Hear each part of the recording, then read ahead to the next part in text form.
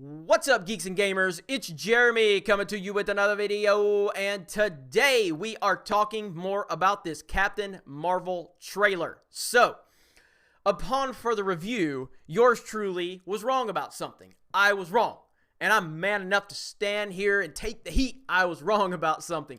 So let's play the clip, and then we will talk about it. So, you guys know I haven't really been excited about this movie. Especially with Brie Larson's comments and then the marketing campaign. I didn't see any.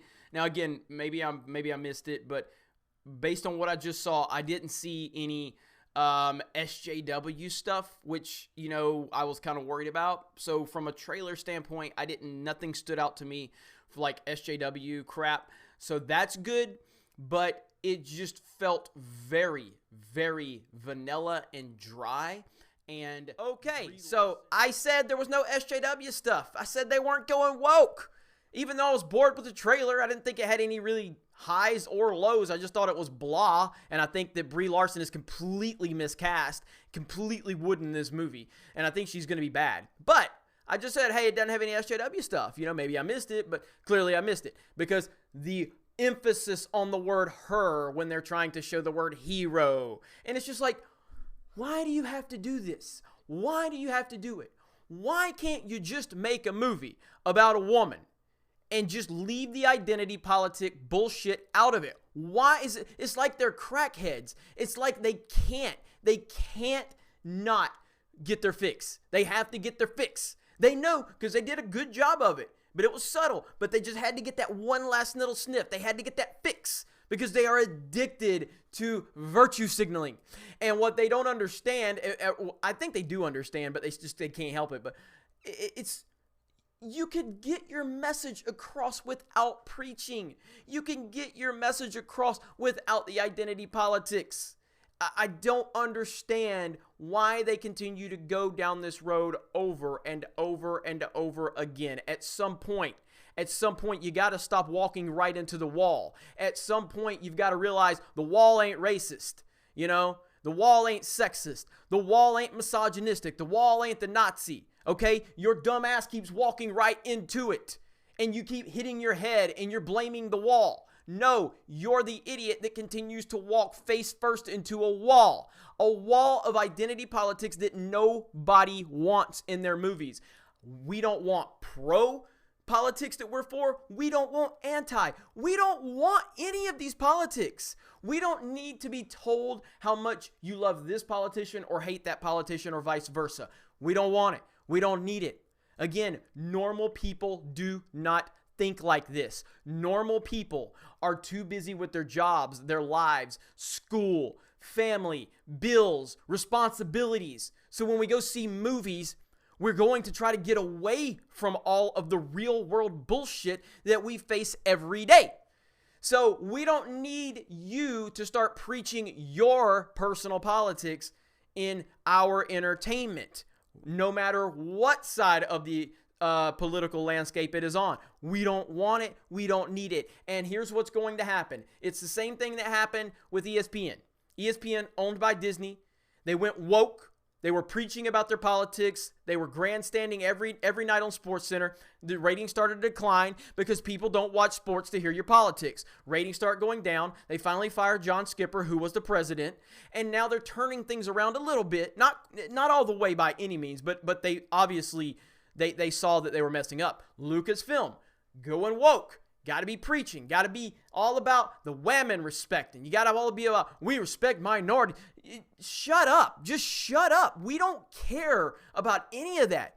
Like, we don't care if you have women. We don't care if you have minorities. We don't care if you have non-white people. It's not about that. It's the fact that you are specifically trying to push these agendas into these movies. That is the problem. So Lucasfilm's going down this road. Now it looks like Marvel's going to go down it. And with Brie Larson on her Twitter and the marketing, and Brie Larson a few months ago talking about how she doesn't need the opinion of, she doesn't care about the opinion of white men. She doesn't care about the opinion of white men. And it's just like they're going to keep going down this road. And you know just as well as I do, we know what's going to happen. We know how this is going to play out. So if Captain Marvel continues to go down this road of identity politics and SJW marketing. This is what's going to happen. The movie's going to come out. It's going to do fine. Like, it's going to do good money at first. But will it have the legs? Probably not. And if it, hypothetically now, if it does underperform based on the MCU expectations, what are they going to do? They're not going to own the fact that they pushed identity politics into this, that they miscast the lead actress in the movie. They're not going to own any of that. We're all going to be racist and sexist and misogynistic and Nazis and Martians and whatever else they want to invent to hide from their own bad decision making. It's becoming repetitive at this point. It's becoming just so predictable. And we saw it with Ghostbusters 2016. Terrible movie, terrible idea, terrible all the way around. Movie fails, and it's everyone else's fault, except for the people that made the movie. And then we see it with Solo, which, again, Solo paid for the crimes of The Last Jedi. And, you know, of course, it wasn't their fault. It wasn't their fault. It wasn't their fault. It's not their fault for attacking the fans. No, it's your fault because you're a racist. And it's like, you can't keep calling your fans names and expect them to give you money. So, moving forward, again, we've only seen the 2-minute trailer from Captain Marvel. I didn't like it. It didn't look good. It didn't look horrible, but it didn't look good. And Brie Larson is completely miscast at this point from what I've seen. Now, I can be wrong.